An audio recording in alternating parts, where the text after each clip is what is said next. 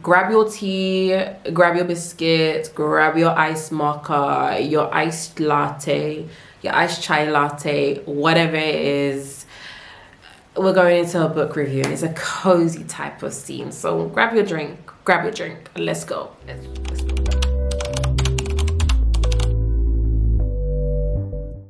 Hey guys, welcome back to my channel. Today is basically a book wrap up of all the short stories I read from March through to June. Two of them I was thoroughly recommended via Pinterest and TikTok. One of them I was reading because it was part of our book club book of the month, and this is the book club I went to. I really am enjoying that book club, to be fair with you. It's like a really nice warm vibe, and the founder, or the main founder of it, is like really crazy on how pretty covers look, and I am so with her on that because I really love pretty covers. And you're going to notice with these three books, they have covers that tend to stand out. Like I mentioned before, it is a short stories wrap up, and the reason being, I really like short stories if you're in like a reading slump, or if you're like me with an overactive mind. You need short stories to kind of carry you along the book.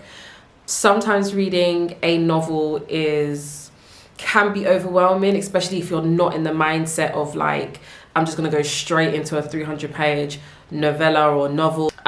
So I prefer to read short stories to get me out of my slump. And these books are like perfect.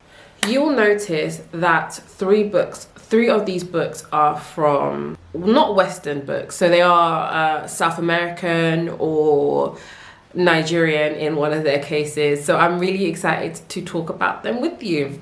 So let's get into it. So here are the three books I am going to share with you. And I'm going to start off with the book club read. This is The House Guest by Amparo Davila, and it's called House Guest and Other Stories. First look, I'm not gonna lie to you, absolutely love this cover. There's just something about it that's just really nice and enticing. I wish the book lived up to the fascination with the cover for me, but I feel like it was a semi-hard read. I definitely had to put my GCSE English cap on. Like, I was reading things like, is this supposed to be metaphorical? Is this actually like what it is? Is there, you know, a deeper meaning into the story? And I was so grateful that this book was the book club read. I could meet up with the bookwormies and we could just like divulge into how confused we were or what we thought what was what. And I'm not going to lie, it was quite an eye-opener. I feel like I still have clips of that book club, so I will insert it here. There's a very interesting back and forth in the timeline where he goes back into like the mistakes he's made in his life. This random fling he had with a younger woman who was taking advantage, a French woman who was taking advantage of him.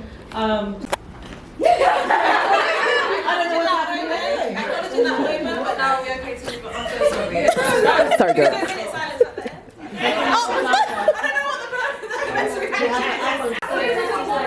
Please, I'm begging you, I just need some sense, please. Tell me what happened in this story. So wait. Someone is saying that, is it a man or is it a woman? I thought it was a man. I thought it was a woman. I like that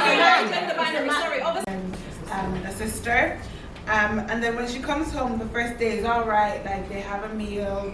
Her mom and her sister are really excited to see her, but then when her I think everybody was pretty much confused about the book and confused about certain stories. There was some interesting interpretation of some of the stories, especially with Moses and Gaspar, which is the first story that surrounds a guy who is bereaving bereaving his brother who recently passed away, and in turn he inherits these two pets, or are they pets?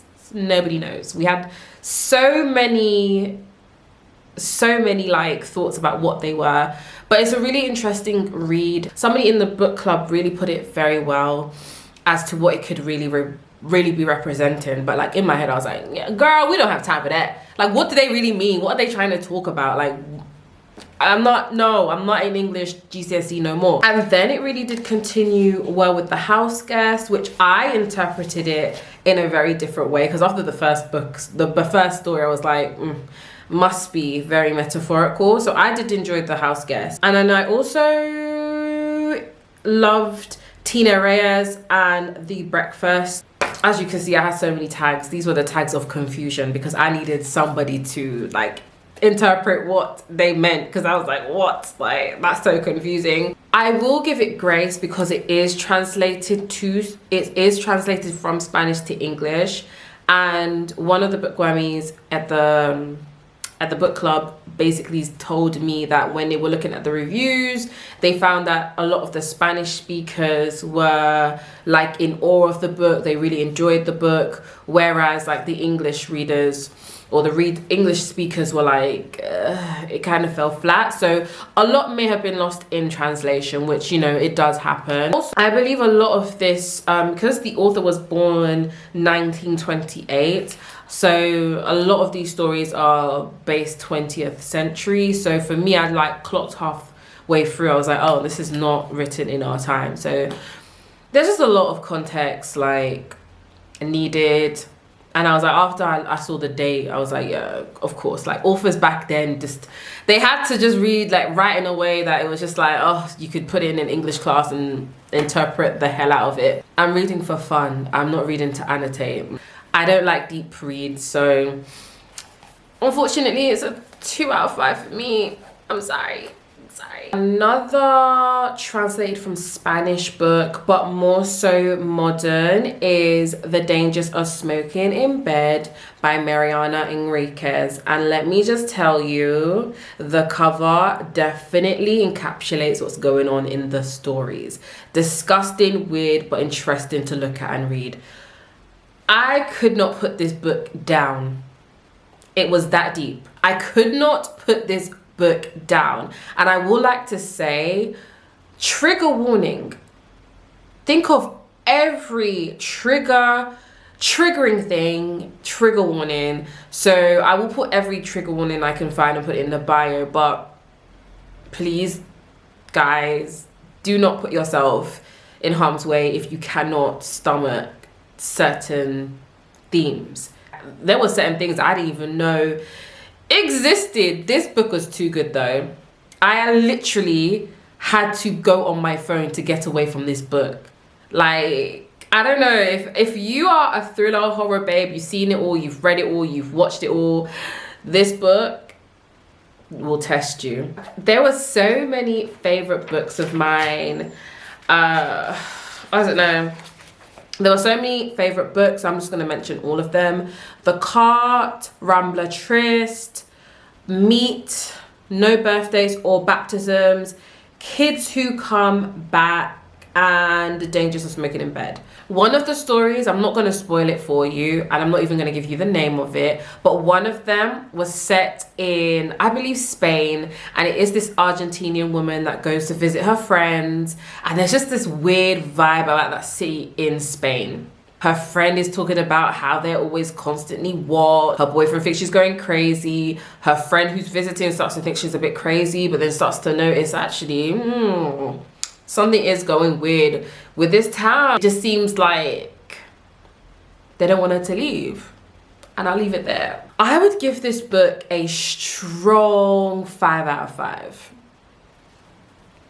I don't give my 5 stars easily. I really don't. This book though, amazing. I really do want to read her other book called Things We Lost in the Fire, because apparently, well, it's more of the same type of themes, a collection of short stories, grotesque, thrillery, all the good vibes there. Yeah, this book is amazing, guys. Go get it. Go get it. Don't dull. Go get it. This book is so close to my heart. I absolutely love this book. West African writers, specifically Nigerian for me, oh yes. I don't know what you guys put in your stories, but do you know what? I must say it does stem from our folklores. There is a way that Nigerian folklores are poetic, and it's a way of explaining why life is to be. And that is why I gravitated towards this book, Vagabonds by Olegosa Shundi. And honest to goodness, it's like folklore plus super story plus modern society as it is. And honestly, this takes a unique look into the lives and the lifestyle of a certain group of people called Vagabonds in Lagos. I honestly feel like it was written so beautifully. Picture this. It's like each person is telling you, and I don't mean that like pushed to the side. It is like each person is a different person. It's not as, I feel like she went to real people and was asking them about their experiences and everything. Every book has a different tone to it. You can tell like this is this person's story. I've entered a new story because this is this person's story. It is told so beautifully, and to be honest with you, they're all separate stories, but they do tie into a bigger picture.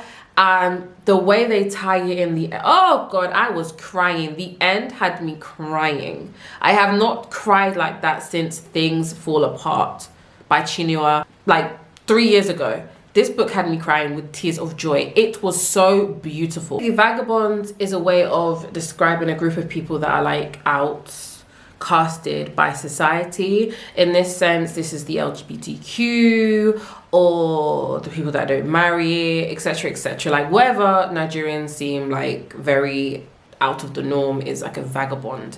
And the way each story was written, I feel like each person wasn't reading from I'm suffering. Like there was a point of I'm reclaiming like my story. I'm telling you my story, and this is what my story is, so you don't have to speak for me. That's what this book was given, and I, honest to goodness, was like, I love this book. I really did try and take my good time with this. I took about 3 weeks to finish this book, only because I wanted to digest each story and I didn't want to rush the book because it just felt really nice and homely, and I just really enjoyed this book so much. They had like a lot of like references to Nigerian pop culture. So Bob Risky had a special mention in there. Super Story, Blackberry Babes was mentioned in there. And in the middle of Foils, I was like, yes, yes, Blackberry Babes. I was there in the trenches watching that. It's written in the pace of, if you've ever been to Lagos, and I've been to Lagos like plenty of times, I used to visit home quite frequently with my family, and Lagos is a very harsh, bustling, beautiful, like just a loud environment, and this book gives that. Like I read some of the things and it's like, this is so fast paced. This is Lagos. Like Lagos is not slow for nobody. Like if you're a slow person, stay out of Lagos because you will not survive. And this is what this book is giving. Like if you cannot deal, like get out the city. I absolutely love this book. Hands up to Elegosa. Like I feel like they encapsulated Lagos and the vagabonds of Lagos so well. This is a 6 out of 5. I don't care what nobody says. I am very hard with how I rate books. But honest to goodness, if I could wipe my memory and read this book again, I would. You know what? Because God forbid, I'm very like superstitious. So like, God forbid, my memory will not be wiped. Amen. But I'm definitely going to read this book again. I'm going to read this book again. Like 110%. I love this. Some stories are written in Pidgin, and I used to think Pidgin was like a real, like just a language that was really understood like outside of Nigeria or outside of Western Africa, because I just thought Pidgin's like English, innit? At that point where I'm just like, yeah, like if you are new to Pidgin, it may take some while to understand it. Google is definitely there, so like Google some of the words, because even in the other two books, they definitely had like Spanish words I had never come across, or like Latin slang that I had never come across, so I had to like Google what it meant. And yeah, just it kind of gives it the authenticity that it needs. Like I don't need to translate the word for you, like if you know, you know, or Google. This book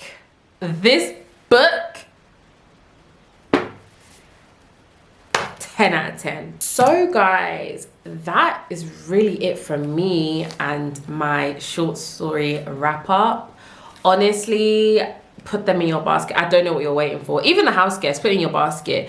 Like it is, you know, it's a journey, but you know, you get there eventually. And they are like, bar Vagabonds, they are pretty short reads. I honestly recommend short stories, small books, just to get you out of the slump you need, because Lord knows I was in the slump. Dangers of smoking in bed really pulled me out and said, Nens, you're out. The next time I'm probably gonna see you is when we are going to be discussing I Am a Fan by Sheena Patel.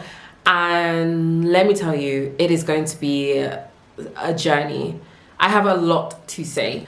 This book, I just want to fight the main character. Like we need to tussle, because what the hell. I don't want to say too much. We're discussing this in the next video. I will do a poll to see whether you guys would rather have like an in-depth spoiler alert book club type of, you know, video, or whether you want me to give you like a light review. But if you want to actually be annoyed by the main character and occasionally have to put the book down, like sure.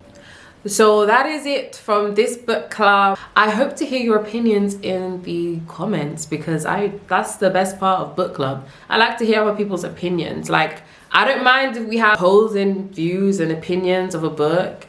I'm not gonna be biased, Vagabonds, but you know, I ain't gonna tussle nobody in the comments. So if you have an opinion, write it. Let's just be careful. I'm joking. Definitely have your opinion in the comments. I don't mind. Like I really do like conversating and seeing people's points of views and seeing a book in a different light, because like that's what reading and communicating is all about. So thanks for watching, and I will see you in the next video. Bye.